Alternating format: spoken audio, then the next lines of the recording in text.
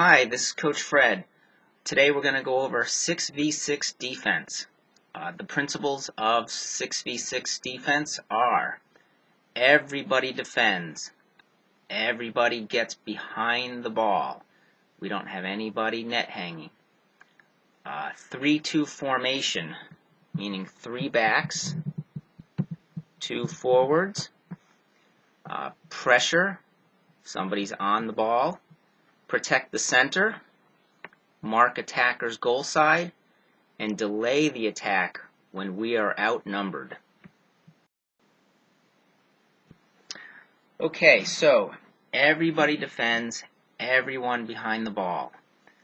The more defenders between the ball and the goal, the less likely the attackers can put the ball in the net, the more likely we can get the ball back and become the attackers. If we take a look up here, this is a scary situation. We have 2 players back, 2 players net hanging, and 1 coming back but not quite there yet, while the attack has 1, 2, 3, 4, 5 players in the danger zone. This pink area here is the danger zone. This is where they can shoot from. So this is very scary. We have 5 against 3. Not a good situation for the defense. Down here we have a much better situation. We have 6 players, including the goalie, between the goal and the attack. This person here, this attacker with the ball, has a lot to get through when he takes a shot. He's got to get it past 6 players to put it in the net. Very difficult to do. Even if he passes it to this player over here, that player has a difficult shot. If he passes it to this player here, we have a good chance of intercepting it, and that player doesn't have a great shot either, especially by the time they settle the ball and see the net. This player over here, almost impossible to pass to. 3 players between him and the ball. The best passing option here is to pass backwards, which is great, because the farther the ball is away from the net, the better. So, to make this work, everybody needs to run. Nobody net hangs, nobody stands around watching. If you're tired, ask for a sub. Rest on the bench, run on the field. Okay, so 3-2 formation. 3-2 formation means 3 players are back, 2 players are forward. How does this work?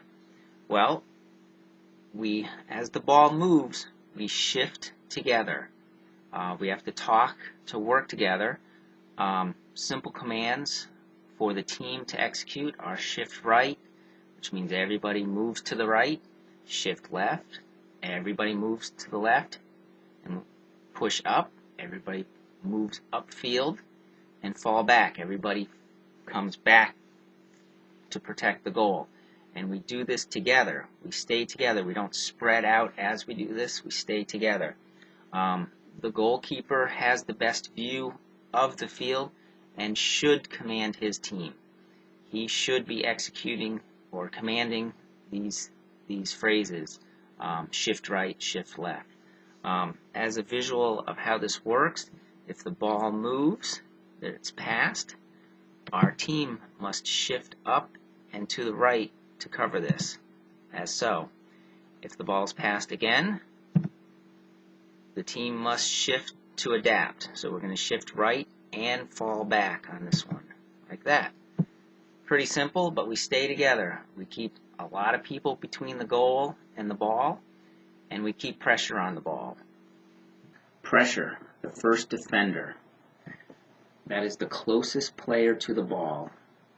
That player immediately moves to the ball to keep the pressure on the person with the ball. The first defender's primary objective is to keep the attacker out of the danger zone. Attackers outside the danger zone do not have a good shot, and they'll need to try to pass it or dribble the ball into the danger zone for a good shot. So because they want to get the ball into the danger zone, we want to steer the attacker away from the danger zone and toward the sideline. Why the sideline? Because if the attacker makes a mistake, he'll knock the ball out of the field, over the sideline, and it's our ball. Perfect. The pressure player also makes it difficult for the attacker to see the field and to make a pass. So by being close to the ball and being able to reach out and basically kick or poke the ball with our toe, makes it very difficult for the attacker to look up and see where he can pass the ball to. Another common mistake for young soccer players is to jump when approaching the ball. Stay on your feet. Jumping makes it very easy for the attacker to dribble around you. You cannot change direction once you're in the air. And lastly, patience. If you overcommit to take a ball, the attacker can dribble right around you. Wait for the attacker to make a mistake. That's when you take the ball. That doesn't mean stand back and watch the attacker dribble around. That means get close enough to put pressure on the attacker so he has trouble dribbling the ball and trouble passing the ball. So much trouble that they make a mistake and then the ball is free and it's yours to take. Protect the center.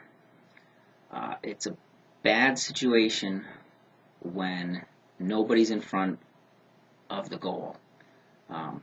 As we see here in this field, our defenders have all shifted over too far to the left, trying to take the ball, that they've left the center open.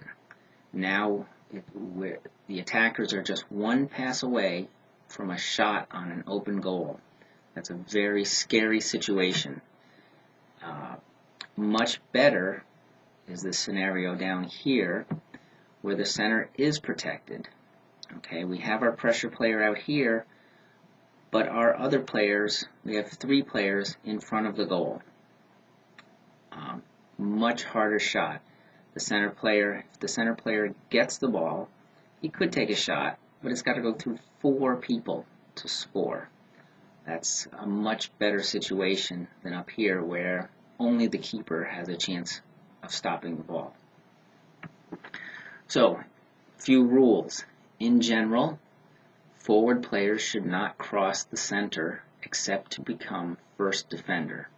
That means the right forward stays on the right side of the field and does not cross onto the left side. So this right defender stops here at the middle. He does not go over here. Same with the left defender, left forward. He has control of the left side of the field.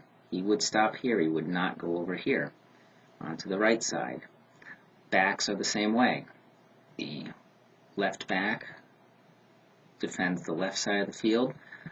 The right back defends the right side and does not cross the center, except in an emergency. What sort of emergency? Well, when that player is the closest player to the ball. He should cross the center line and become the pressure player. How does that happen?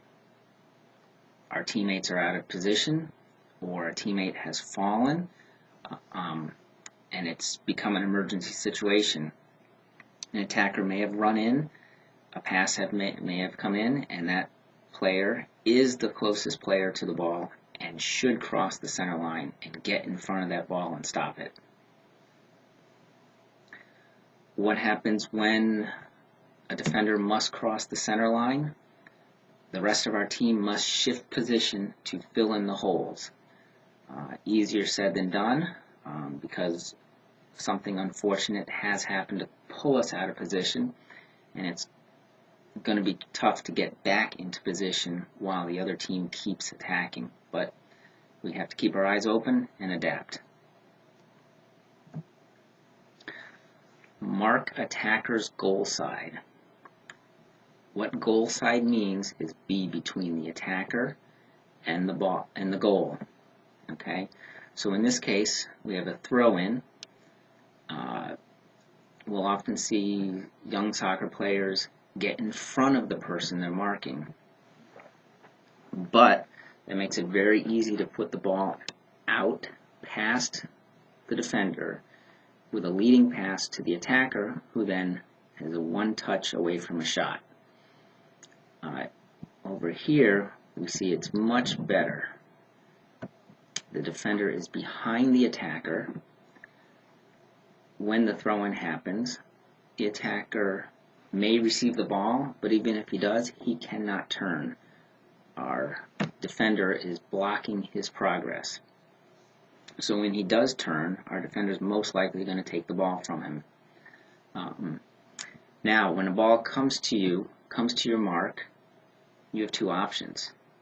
You can try to intercept it by passing the attacker and beating him to the ball, or you can stay directly behind him and prevent him from turning to face your goal and making a shot.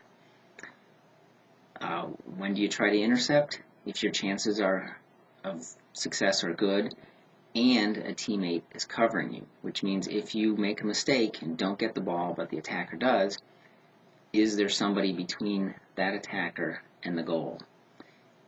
If there's nobody else, you should not try to intercept that ball unless your chances are 100%. Delay, slowing an attack. A common problem in a game, happens multiple times in a game, is that the attackers get a fast break. Somehow the ball got onto our attack, into our defending half, and we are outnumbered by the attackers. For instance, in the diagram here, we have an attacker with the ball, and we have only one person in line with the ball, nobody behind the ball except the goalkeeper. The arrows are meant to represent everybody's running as fast as they can to get back to defense, to create the 3-2 formation. But the attack wants to get their shot off as quickly as possible before our team can recover. So what do? The pressure player, this one right here, must slow the attack to allow time for the team to recover and set up the 3-2 formation. How do we slow the attack? Well, the closest defender, the first defender, channels the attacker away from the danger zone and towards the sideline. Their number one priority is not taking the ball. They should not attempt to tackle the ball unless success is guaranteed. Their number one goal is to slow that attacker down. If they can, get that attacker to turn his back to the field, at which time he cannot see where to pass. So we stay close to the ball, but we keep the attacker's eyes on the ball and make it very difficult for him to dribble, shoot, or pass, while we buy time for our teammates to come back and recover to the center and rebuild the 3-2 formation. Players who are not first defender must sprint. They must run as fast as they can and get back here and get to the center. If you don't know where to go to the center. Block that goal. Okay? As your teammates arise, look to where everybody's positioned and build that 3-2 formation. So the first person back comes here. They come here. Block that center. Second person comes here. Alright, block that shot in case that attacker shoots. Third person, finish the triangle right here. Fourth person comes in, sets up the back row. We now have 3 defenders across the back. We got 1 pressure player. We got 1 forward. Okay, that's a good situation. Very difficult to score, for the attackers to score in. So in summary, principles of 6v6 defense are: everybody defends. Everyone gets behind the ball. That means you have to run. If you don't want to run or you're tired, sub out, let somebody else in while you rest. You'll get back in because everybody gets tired from a lot of running. 3-2 formation, 3 backs, 2 forwards, cover the center. Pressure, somebody always goes after the ball. Get that attacker's head down so they can't dribble, they can't see the field, and they can't shoot. Protect the center. We don't want to leave a hole in the middle. Always protect the center. If you're not the pressure player, you should be thinking about protecting that center. That means the left forward and the left back do not go on the right side of the field unless there's an emergency. Same with the right forward and the right defender should not go on the left side of the field unless there is an emergency. Mark the attacker's goal side. Be between the goal and the ball. Do not get in front of the player that you're marking. So I said that wrong. Get between the player you're marking and the goal. So if that player receives the ball, they cannot turn and shoot. And lastly, when outnumbered, delay. Put pressure on the attacker with the ball with the intent to slow them down and drive them towards the sideline. Do not let them get closer to the danger zone because that's where they can shoot. The rest of the team sprints back as fast as they can. Do all these things and other teams will have a very difficult time scoring on you.